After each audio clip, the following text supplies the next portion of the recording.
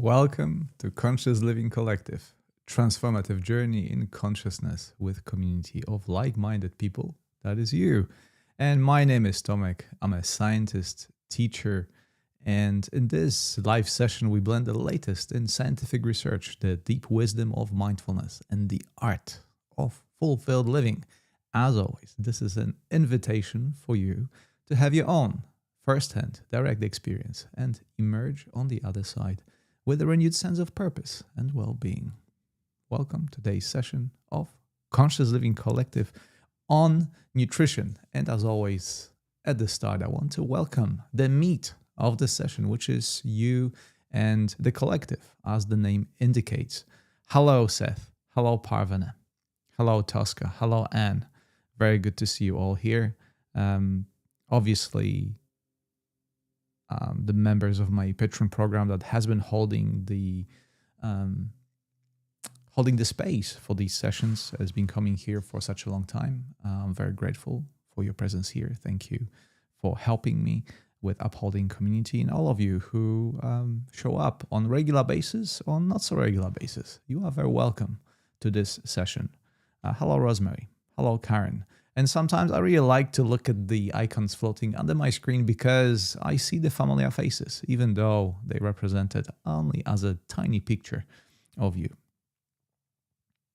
I think Parvane beautifully extended the invitation to all the friends of CLC, as we tend to call it, Conscious Living Collective. Thank you for being here. And right here at the start, are there any first-timers amongst us? If so, I just simply want to say that we meet every Monday or Sunday, depends on your time zone, here on Insight Timer to consider different topics that have direct impact on our well-being and how we tend to our lives and how much more fulfillment we can squeeze, so to speak, out of our lives. So this is the purpose of these sessions. They have two parts. Usually, they start with discussion, and we follow with a meditation that is based on the discussion that we had. And this is no different. Hello, Lana. Good to see you here. Hello, Marie from Miami. This is it. We create a community and we start a conversation. And my job is to facilitate that exchange of not only information, but exchange of awareness. And for those of you who know me, awareness is the underlying component of all what there is, including these sessions. And I will include that and make a connection today with the nutrition. For those of you who attended previous sessions, you know that this is number 2 of 6 sessions related to the course I created a couple of years ago called 6 Pillars of Conscious Living. And it's a natural extension. Conscious Living Collective, it's actually natural extension of this course I created so many years ago. And it is important for all of us, and for me included, to look back sometimes on the things that we created, on our life, if you will, on our experiences, and reevaluate them from the perspective of our current understanding and hopefully expanded view, expanded awareness, expanded worldview, if you will. And this is what I'm doing here and now. I'm considering the 6 pillars that I created many years ago for the purpose of considering different aspects of life that I live in and seeing them clearly, putting them under microscope or under magnifying glass at least. And today, last week, we were talking about movement and how movement is different from exercise. If you missed that session, it's still available on YouTube, on my YouTube channel. You can revisit it. Very interesting conversation. And today, the follow-up with the second pillar of conscious living, which is nutrition.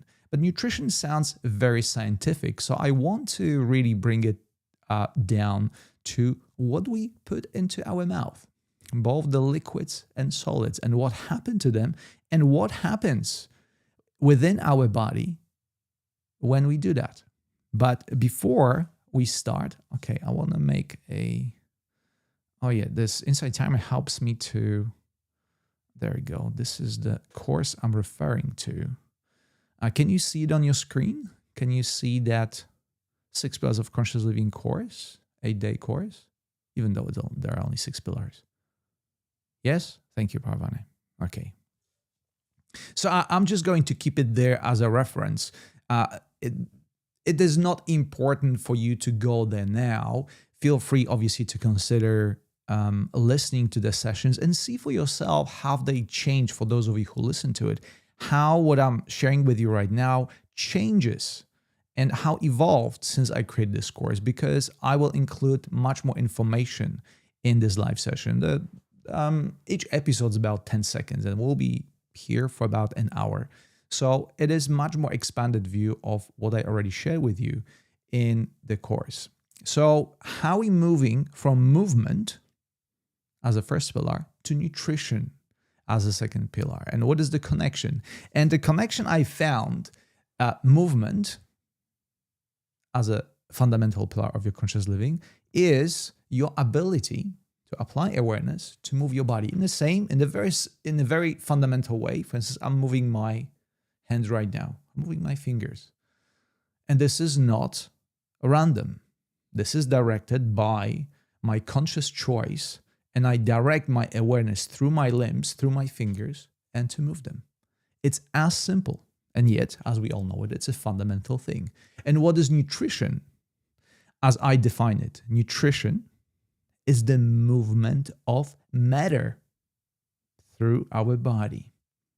Whatever you take and put in your mouth, move through your digestive system, and things that are necessary or good for your body are being absorbed as the food moves through your digestive system, and all the ways, the unnecessary things, are being expelled at the end of it. It's that simple. But at the same time, it's neither easy nor is trivial. It's actually something that many people, many doctors and scientists devoted their lives to study. And I want to assure you that that movement of matter through your body is absolutely miraculous. It's a miracle of science. And what happens within that movement and the result is the creation of who you are on the physical level. So the fundamental saying that guides this session is a fundamental assumption. Are we really what we eat? Is it true? Is it entire story when you say you are what you eat? But before we consider that question, I want to ask you a much simpler question. Why do you eat? And feel free to share your answer in the comment section or simply think for yourself in this very moment. Why do you eat? Not why you're supposed to eat, but what is your first-hand personal reason for eating? I'm assuming most of you had already breakfast. Some of you, depends on the time zone, maybe lunch or even dinner. And so, thank you for your comments. So I have gastrointestinal disease. I have difficulty with any discussion of nutrition. I'm very limited to what I can consume. So thank you so much for sharing that. Information I will share will be these of fundamental nature. And I understand that in your particular case, they can trigger some things. But if you will, please stay with us. I will not be telling you what to eat. That's for sure. As a matter of fact, one of the fundamental things that I share in this pillar of conscious living, nutrition, is that we actually, and you in this particular case, are the fundamental ingredient in deciding what you can eat. And by you, I mean your physical body. And connection that you make in awareness awareness makes with your physical body, and this one fundamental aspect of it, which is taking the matter from outside, putting it through your body, and building on the physical level of who you are. Okay, so the question, Lana answers, to have energy. Deb, I eat when I'm bored. I'll come back to that. Angie, to be physically and mentally well. Parvana, health and strength. Karen, when I'm hungry. And these all answers are true. However, I want to put it for you, something that most of us do not recognize. Your body knows it on a fundamental level, but many of us do not recognize that in the process of our evolution, sustenance and eating we evolved to recognize it as a fundamental aspect of our entire well-being in life. Our life literally depended on it. And ask yourself, if in the current era, for us as we live, I'm not talking about people who are starving in some part of the world. These cases still happen, but for you personally, is it still really the case? Do you think when you eat that your life depends on it? Is that the main reason? We thought about, as Deb mentioned, as Lana mentioned, we need energy to function. We have to be physically, mentally well. Health and strength. These are all true. But that one aspect that as a humanity evolved to has been taken away. We are no longer eating for the sheer purpose of survival. And that one aspect changes absolutely everything, because we no longer experience scarcity of food. As a matter of fact, we experience not only abundance of food as a world, and I want to include all the people that are starving. We have more food on the planet that we can consume. To give you an example, most of the supermarkets that you go to every day to, they simply throw away up to 60% of all the food they bring in. They land up on the landfill. They're being absolutely unused. Right? So there's more food that we can consume. It's just a problem with distribution. But coming back to what I want to say, it is not out of necessity. The scarcity is no longer the case, and your survival is no longer the case. So automatically what we start focusing on in our nutritional intake are more things like aesthetic. Ooh, I want to eat because, as Deb mentioned, we are bored.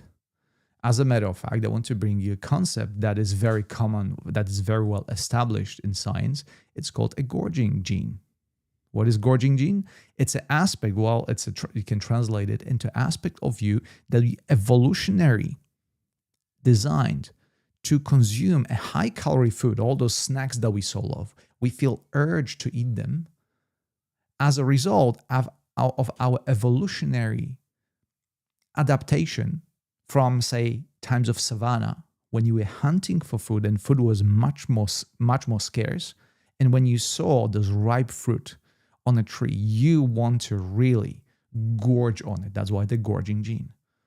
Because the chances that you find another fruit within the same period of time was very, very limited. So you really indulge what you could. The difference is, in the times when we evolved, when your genome evolved as well, the genome evolves with you through generations, the circumstances changed. And when you enter a supermarket, and this is something I share in the course, when you enter the supermarket, very often, the first aisle that you see, the first items that you see through your eyes are those of the chocolate bars and things that you can indulge on. So, first practical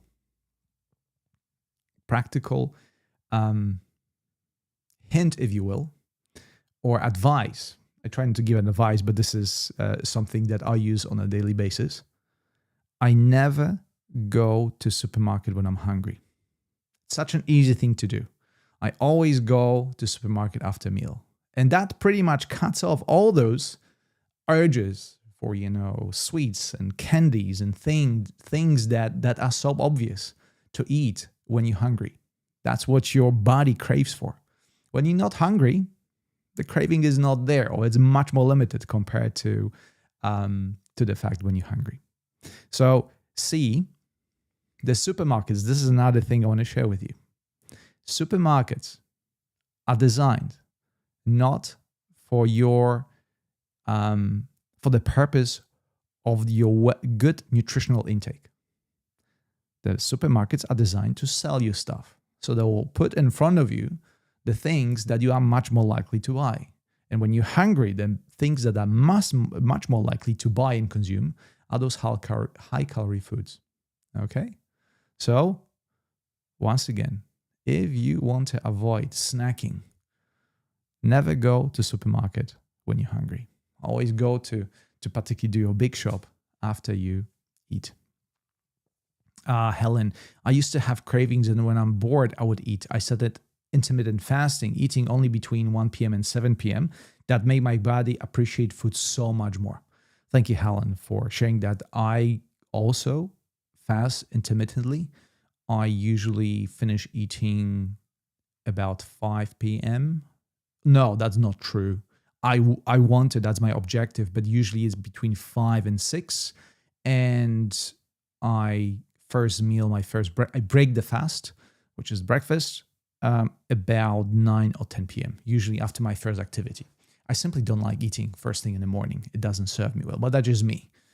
We obviously adjusting these habits towards our daily living.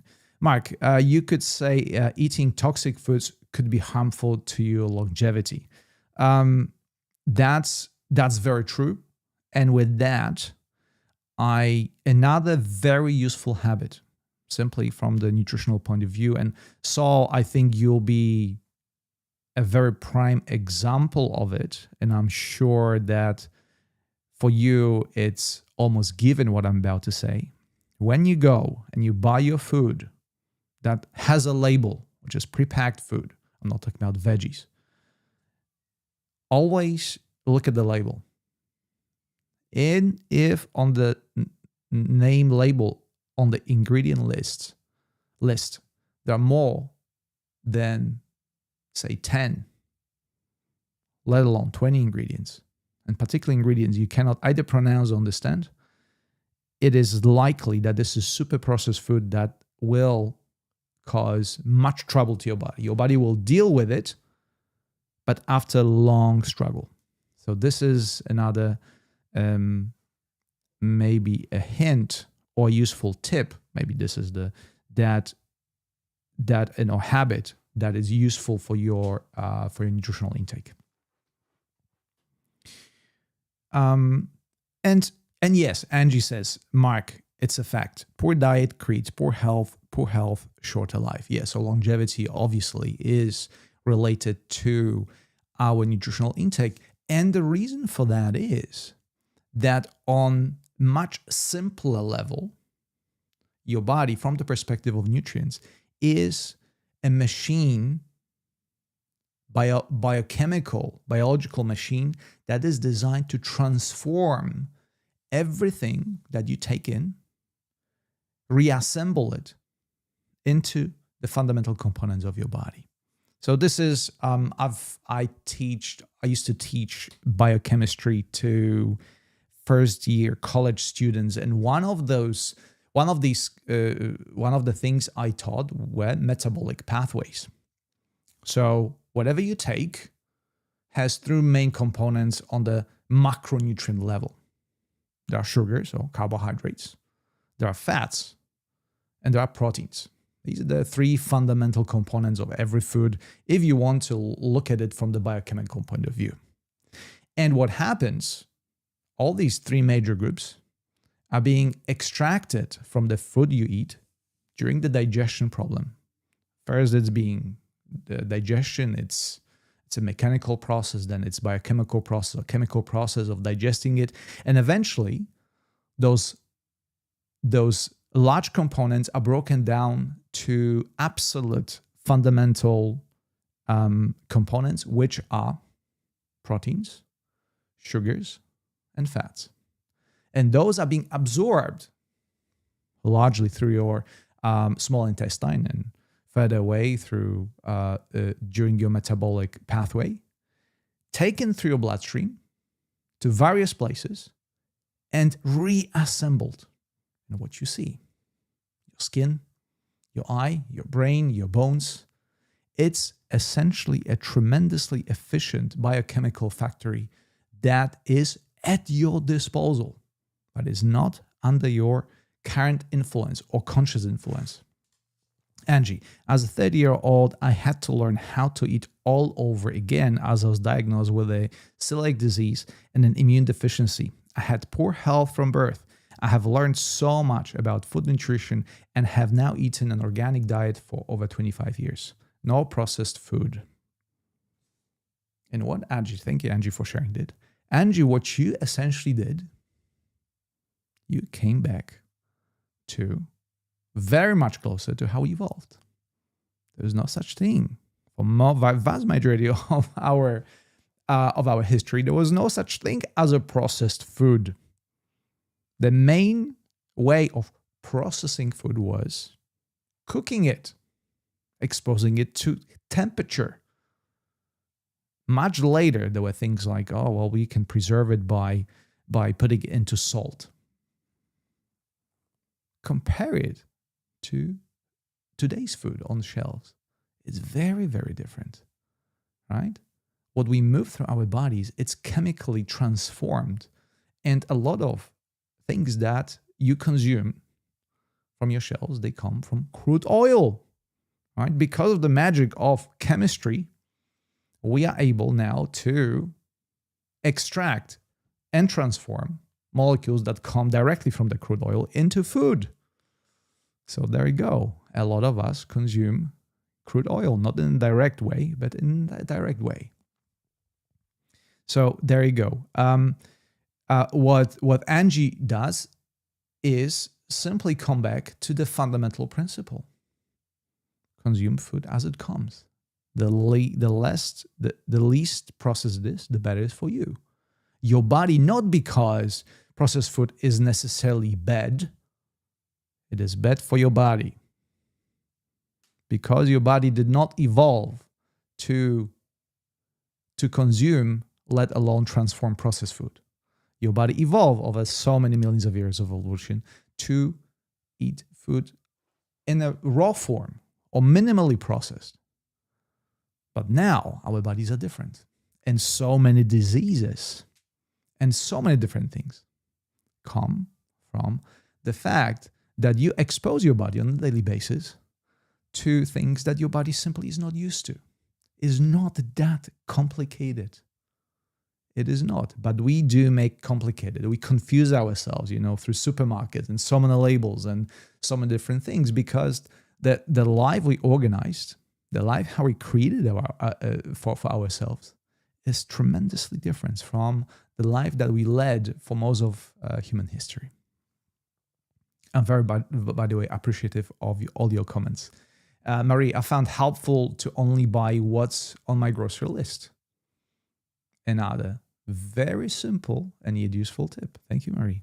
Parvana, having grown up in a country where food was seasonal, I seem to have kept that habit. I remember celebrating lettuce, oranges, etc. This is another thing. Thank you, Parvana, for bringing it up. We no longer eat seasonal fruits. We expect to have everything at our reach all year long. All the fruits, all the vegetables, all the food groups at any given time. Another very unnatural thing. Nature feeds us seasonally because it's good for us. We think that having at our disposal everything at all time, a little bit of everything all of the time, it is a good thing. No, your body did not evolve to have everything all of the time. As a matter of fact, one of the things that coming back to intermittent fasting, why it's so beneficial for most of us? Because we evolved to fast. Your body has tremendously sophisticated mechanism to withstand from food for an extended period of time and to thrive. Let me say that again, to thrive when the supplies are limited. When we do not thrive is when we have access to food all of the time, the classic snacking example. When we simply, you just eat every single time, not because we're hungry again, we came back to the reason why we eat, the main reason why we eat, because you're hungry. Your body requires nourishment in many different forms, fats, sugars, proteins, for different functions of your body. But we don't do it anymore, right? We are directed by very different stimuli. When we go shopping, we simply, supermarkets, again, are not there to help you live healthily. No, the supermarkets are there to sell their products. And they will appeal mostly to your visual stimulus in order to do so. So this is another discrepancy that is tremendously damaging to our society, particularly if we are not aware. And I want to bring the element of awareness to our discussion, because all the above things happen only when we are unaware. And my role here is to shed the light or bring awareness to certain things that happen to you on a daily basis and to me. Rosemary, realistically, it's getting harder and harder to shop supermarket apart from fresh produce. And even then, everything gets sprayed out of existence. And now canola oil is in so many things. So like Angie, cooking everything from scratch. Yes, that is the ideal scenario. But then I want to bring another very fundamental topic. In order to buy food, we don't go to the garden in order to harvest food. We buy food. So in order to buy this food, you have to work and you have to spend time and you spend your attention not to cooking from scratch, but to mostly making money so you can buy food. And you see how all this intrinsic web of connections leading us to living rather than more and more healthier lives does the opposite. We somehow being thrown into the tribes of this system that makes us less healthy. So the promise of better and better life was forgotten or lost at some point, and that happened on that fundamental level that we talk about today, which is nutrition, as only one aspect. Angie, my health is good now. Through strict food and nutrient management in my 60s now, no major illnesses, no medications like everyone else I know in my age group who are all sick with things and on medication. Again, let me just come back to you. Every single medication that you eat is derived from crude oil. This is simple truth that I, as a chemist working in a laboratory, I know. A lot of chemicals through chemical transformation that we learned from nature, by the way. We're mimicking nature in many of those processes. We just simply discovered how nature deals with things and we repeat them in a way that suits us. And we learn how to transform crude oil, extract it, transform the molecules, and create all the medicines that now are supposed to help us. This is how it is. But what we put in our body, in those most three fundamental group foods, fats, carbohydrates, and proteins, are the things that, in majority, are building blocks of our body, not the medicines. Medicines only are there to regulate the processes that are already in action, that they happen. And I want to share with you, to give you an example, what really happens within your cell. You have about, 30 billion cells in your body. And each cell, when I thought about it, I studied it. For most of you, this will be just a picture or jargon that I'm going to use, but I want to give you a scale. I had a chat with one of the AI agents, I think Claude, and I asked him, if you were to project what happens within the single cell. Again, this is something I studied in depth at the university and myself as a teacher and so on and so forth. If you were to translate the machinery that happens within each cell of your body, and you have 30 billions of them, into a model of a factory, right? Model of the factory that, could be put somewhere on the planet, and hire a workforce to operate all this machinery. So I want to share a picture with you first, what that factory looks like. And this is real model of there you go.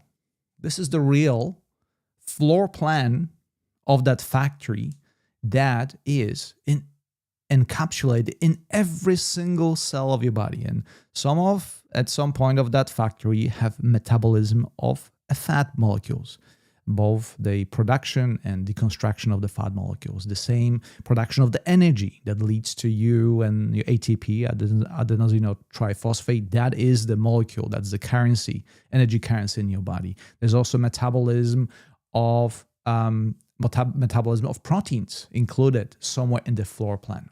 Okay, so this is the floor plan of the factory that happens in each of your cells. And by the way, this is only a current understanding and simplified schematics of all the processes that happen within your cell as we speak in this very moment, in your entire body, in every single cell. Okay? So I hope you had a good look at it. And now, after conversing with Claude told me, if you were to create a factory, the size of the factory would be that of a big city or entire Manhattan Island. I think that we used to use compare things to islands. Okay, so that factory would spread across about 60 square kilometers. Would have 8 to 9 kilometers across, which is 30 miles across. That factory would have between 2,000 and 3,000 distinct job roles. And now, the best number. How many employees do you think would have to have the factory to fulfill all those processes that happen within each single cell? Let me put it this way. More than the population of our planet. As a matter of fact, 10-fold of the population of our planet would not suffice to operate this factory. And even if we were able to deliver as many people as a workforce, what happens within your cell, it's still 100 million times more efficient. 100 million times.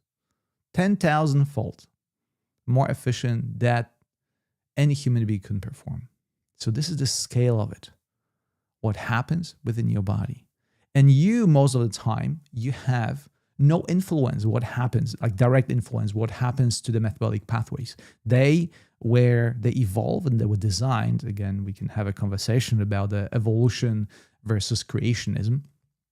That's not what we're going to do today. But I want to just give you an example that those metabolic pathways evolved over millennia to deliver something that happens right now within your cell, and you have no influence on it. But what you have influence on, as, say, using example of a regular factory, what are the crude materials that you deliver to the factory that then can be transformed into the products? And the products of, say, our metabolism is, as one of you mentioned, energy. The fact that I have energy, I have ATP to move my muscles and allow all the processes to happen. Proteins, right? That are building blocks of the muscles and my body, right? To create a body mass. And the storage, which is fat, right? By the way, fat is not a bad thing, right? It's a very actually sophisticated way of storing energy in your body. But again, for us, is mostly a way of saying, oh, if you have fat, it means, oh my goodness, and we spoke about it in the last session, you most likely, it's not physically appealing. The less fat you have, the better. Well, maybe from the perspective of the glossy magazine, that is unreal. But from the perspective of your body, fat is a very useful and necessary part of who you are on the physical level. As a matter of fact, your brain is mostly fat. So I'm glad that we didn't come up yet with a method of making your brain less fat. I think that would be a very dangerous thing to do.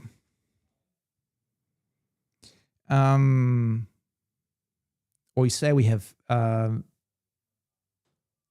Seth. My wife is a type 1 diabetic. It has been a real learning experience and challenge to find healthy products in our mainstream grocery. Thank you, Seth, for sharing that. And let me just put that into perspective of the picture I just shared with you. The insulin, which is basically type 1 diabetic, is a person that cannot produce just one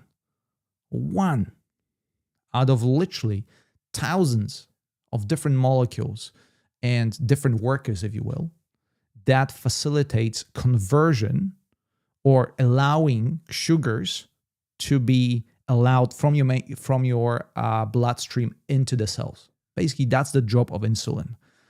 So the Langerhans isles, which are the cells within your body that produce insulin, these cells don't work in type 1 diabetic, right? And that one only molecule that is not being produced causes such a tremendous deficiency in the body of type 1 diabetic. It's a tremendously difficult disease to deal with. And Seth, I'm sure I don't know that from the personal level, but you do. And I just want to bring light to what happens and put into perspective of our discussion. And we have literally thousands upon thousands of those different molecules operating within your body, within your cells, on in this very moment. So again, coming back to the metaphor of nutrition, right? Even though you do not have influence of, say, changing the Krebs cycle, which is the cycle that guides, we call it the Krebs cycle because it was not invented, but discovered and uncovered by Krebs, I think in 50s, to show how sugars are being metabolized within our body and how a molecule of sugar is being converted into eventually energy. That's a Krebs cycle. Actually, no, that's not true. How it's being converted from, say, glucose into a 2-carbon form that then is used to produce energy, to be more precise. And if you use that metaphor of the factory, you do not have influence how the Krebs cycle or any of the elements within the schematics I show you how it works.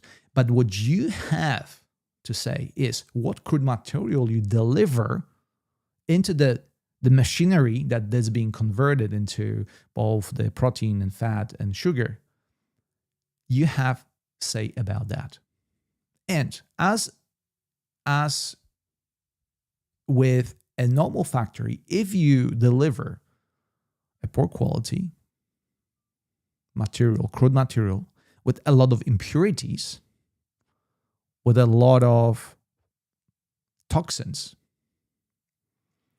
it's going to be much more difficult for the factory workers to convert it into the high quality product.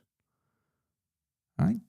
For a very long time, I think, Chinese products, and this is stereotype. I think that changes dramatically. So use that comparison with a hint of salt. We considered the products of very poor quality because they were produced very quickly, very inefficiently, just to the number was more important than the quality. But we know that we actually desire not high quality. We do not desire products of high quantity, but what we appreciate, even for us, if you go to the shop, You'd rather buy a product of high quality. So we want that. And yet, what we put in our body into that tremendously sophisticated factory of transformation, you very often put very poor quality products, very poor quality nutrients, right? We all talk about the super processed food and so on and so forth. Without realizing it, without awareness that as a result may cause us so much harm, because there's ultra processed food and many foods that we don't even consider ultra processed. Like one of you mentioned, our vegetables being sprayed with pesticides. And what are pesticides? Pesticides not something that your body can transform. It's a poison to your body. It's a foreign body. It's something that the factory workers have massive trouble dealing with. And that puts the spanner, like throwing spanner into the works of all. I'm going to bring it to you once again. I know for me as a scientist and chemist in particular, this is just like Swan Lake, if you want to translate it into works of art and ballet. This is the dance of the molecules within each cell of your body is just something marvelous. And each molecule on this and each bit on by the way, on the factory plan, if you will, it makes sense to me. I know it doesn't make sense to most of you, but it is a simplified, once again, however, a real example of what happens within you as we speak, within each of your cells. So I just want to share that with you because it's absolutely marvelous to me. So what you're doing by, again, putting crude materials of very poor quality into your body in the form of processed food or anything that you ingest, it's like throwing a spanner in one of the cycles of that cell. And as some of you mentioned, that may cause long-term harm, a chronic disease, a lack of energy, and so on and so forth. So, as you can see, I get a bit excited because this is something I'm fascinated with. I think learning about the nature of our life and how it operates, it's something very, very unique. I understand that not everybody shares that appreciation for it, and that's absolutely okay. But what we share, and I want to level with you here, is the awareness of what we put in our body and what we allow our body to deal with in order to, as all you mentioned, just have a good life, be full of energy, don't fall down with disease. And I'm not talking things that we cannot choose. Most of the things we cannot choose. How the system operates, but how the supply of the crude material for the functioning of this machinery is up to us. And this is the reason for this session. This is the reason why nutrient is so important in our life. And more we hear about things that how, by what you put literally in your mouth, you can heal cancer. You simply restoring the natural work of this machinery that I share with you. You essentially change what you feed to that factory, and by extension, you restore the natural balance within that factory, so it can operate smoothly. And when you help doing that, your body, your immune system will deal with any form of disease, most of the disease, if you assure the functioning of that. So thank you for all your comments. Yeah, I can, if you have any questions, or Jackie, Jackie sent an icon of the emoji of I think brain being destroyed. I understand this is something maybe I would not share with a first year student, but I share that with you just as an example.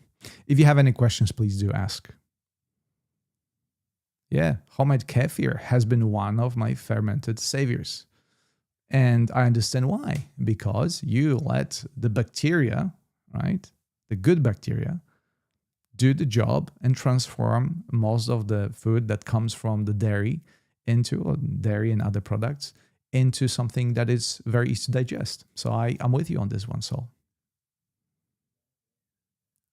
Yeah, Joey, we have just started with our kefir at home. Kefir, it's a living culture, by the way.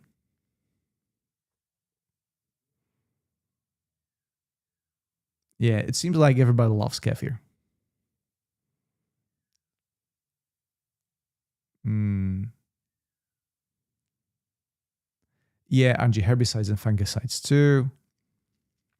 And there's a Angie says sugar feeds cancer.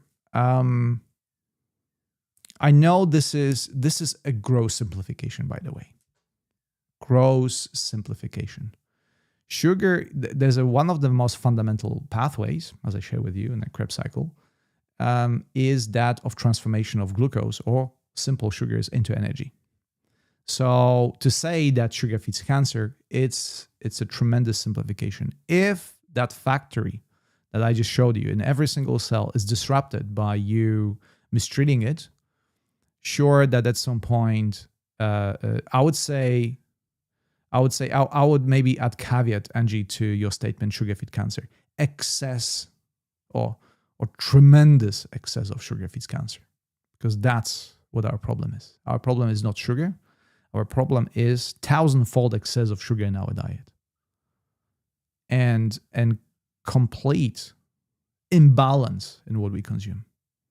And this is yet another topic. It's difficult to cover it in one simple session. But yeah, the imbalance. I could talk about, what should be the balanced diet for you. But I'm going simply to use something that my mom taught me. And she was taught by uneducated people. Has nothing to do with university education. Consume food that is colorful. Look at your plate. Does it look appealing? Are there many colors on your plate? If there are, the chances are you're consuming the right food. Listen to your body. If your eyes tell you this looks good, and I'm not saying a colorful candy, there's a reason why candies make colorful, because it means to deceive the natural instinct of your body. Because no, candy is not something that your ancient brother had an access to, right? Eat a rainbow, Angie. Thank you so much.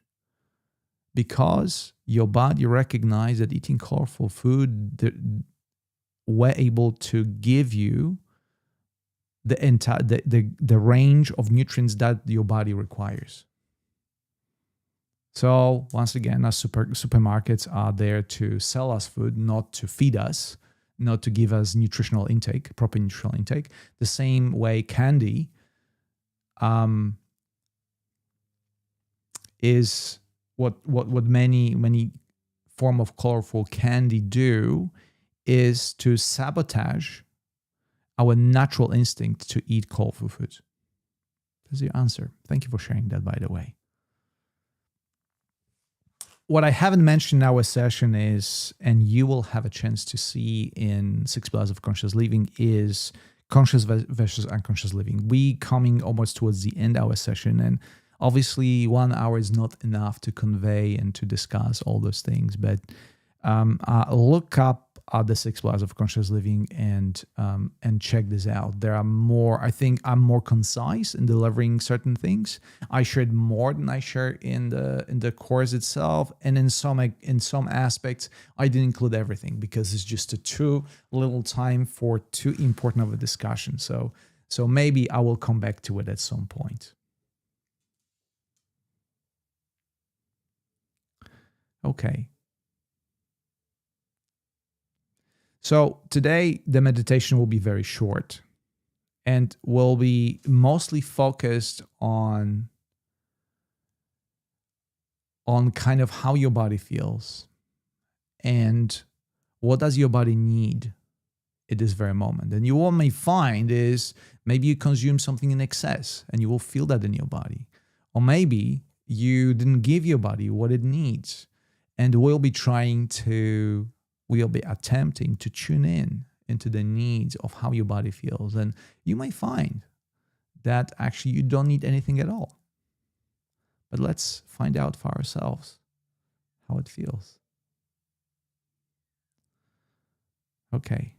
Are you ready? Just raise your hand if you're ready for the meditation part.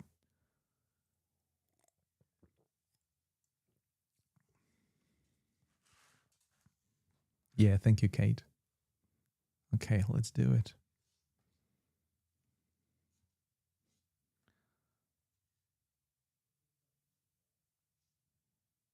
Okay, Peter Helland and Time. That's what I will play for you today.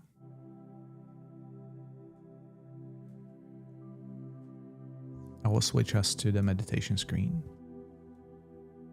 By the way, thank you for the discussion today.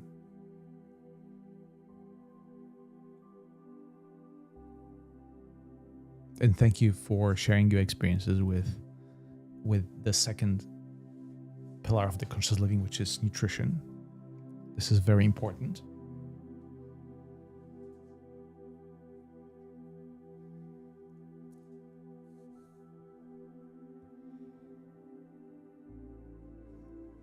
And for those of you who joined us recently, this is Conscious Living Collective. And we're about to start our meditation part, in which we consider the needs of your body. What does your body want from you right now, if anything?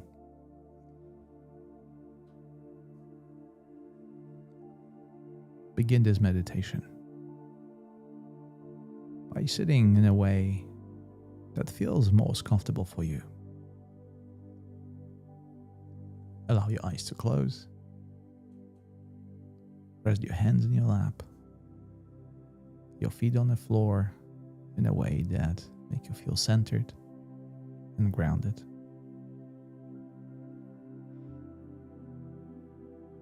And take one deep cleansing breath in through your nose and exhale through your mouth.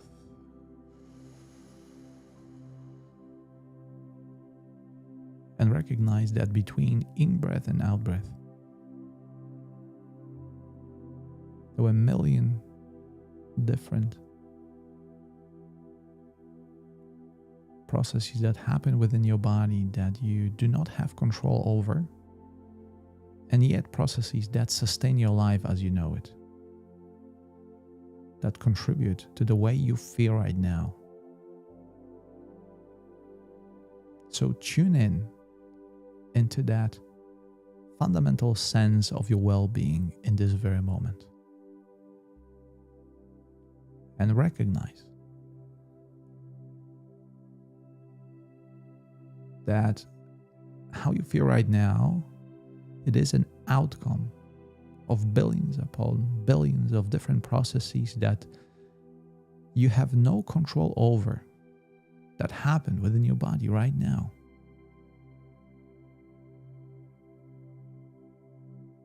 And perhaps it is a good time to express gratitude for this marvel that happens behind the stage, so to speak, that contributes to the life as you're experiencing it right now.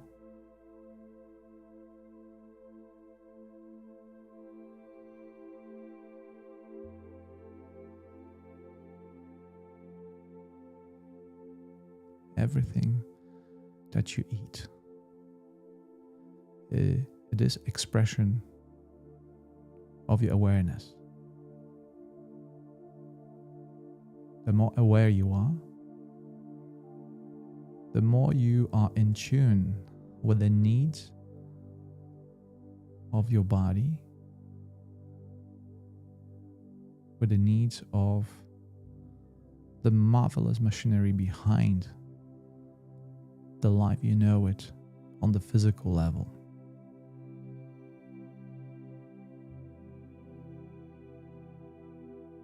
And most of the time, the only thing you need to do is simply to let it do its job. And do not get in the way by ingesting toxins and pollutants.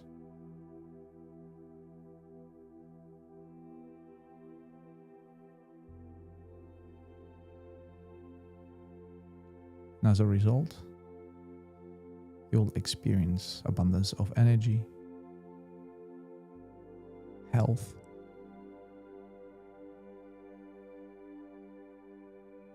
and simply feel positive and good.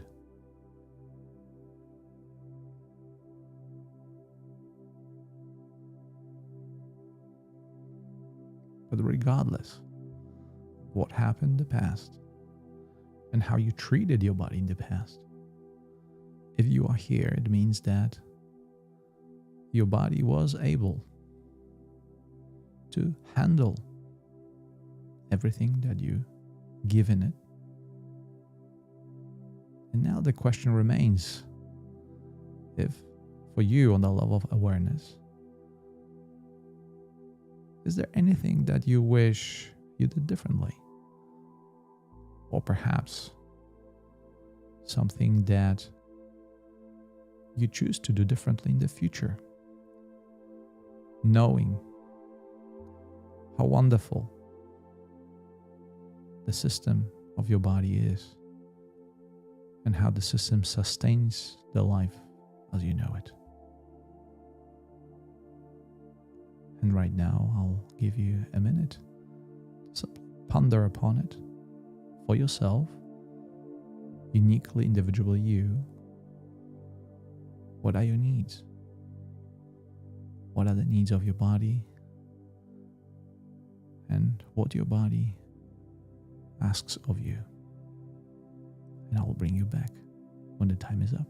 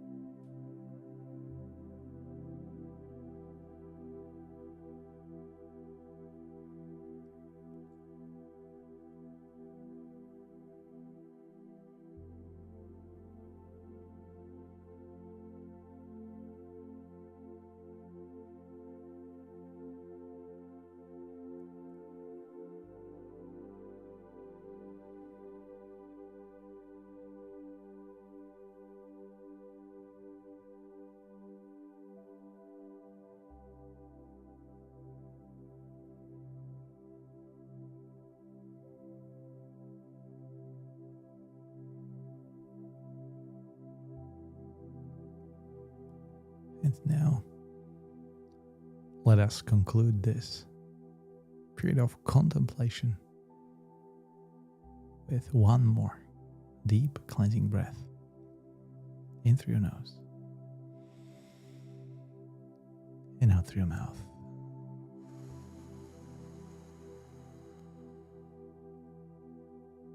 And when ready, in your own time, open your eyes and welcome back.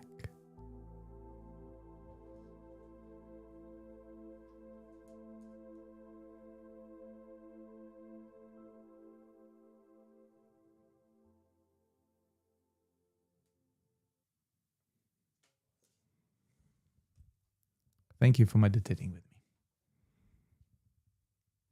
I hope you had a chance to tune into your body and ask yourself on the level of the body and level of the mind, if perhaps is there anything else that you wish to change, improve, adjust in your nutritional intake, if you will, what you put in your mouth.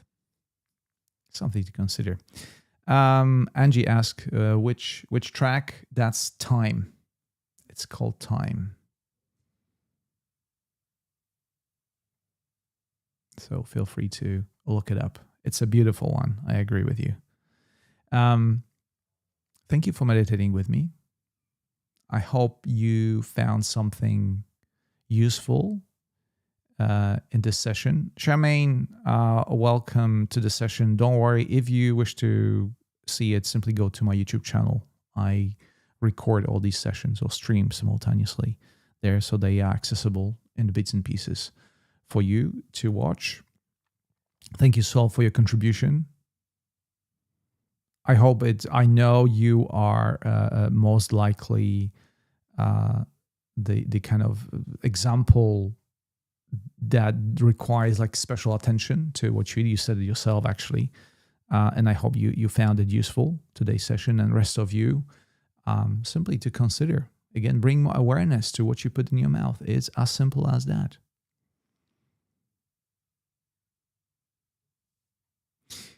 Parvane. During the meditation, I became so aware of the importance of this temple of our body. Thank you so much for sharing that. This is exactly how I intended this meditation. So I'm glad that you had a chance to experience that, because that's what it is. When you eat, and I didn't speak about conscious eating, but this is exactly what it is. When you put things in your body, you consider the temple that your body is and what you put in there. Joey, we are so grateful for these sessions and time with you. Thank you. Love to see familiar faces each week. Have a lovely week, everyone. Thank you, Joey, for being here. Very good to see you here. Thank you, Tosca. Thank you, Angie. Thank you, Karen. Thank you, Seth. For those of you who are still here, we will continue with the third pillar of conscious living, which is sleep. Again, one of the epidemics that we experience. And please let me know, for those of you who are still here, if you can see that card as an invitation to the next week's CLC. Can you see it on your screen? Yeah. So I already set it up. You may want to attend this if you want to hear more about sleep and why sleep is important and how it connects with movement and nutrition, which are the two pillars of physical conscious living. And sleep, together with movement and nutrition, is the first block that I consider the physical block of our conscious living. So this is going to be a good one as well. And I will very much appreciate your presence there and your contribution, as always. Angie, I'm glad you founded Body Nutrition. Yeah, we all are individuals, and we are all the topics I talk about are very much common sense, and some of you will resonate with them more deeply than the others, because our body, always our life, it's like a balance. It's a balance sheet. Some of the things we need more in any particular moment than the others. And I hope to cover at least some of these topics that are important to you. Carlin, please put it up again. What do you want me to put up again? Just as a question. Rebecca, yes, I'll be there. I have a horrible time with sleep. Thank you so much. And Rebecca, you're not the only one. There's a reason why I talk about it. And I will be talking about it excessively. And yeah, Parvane, scary topic for me too.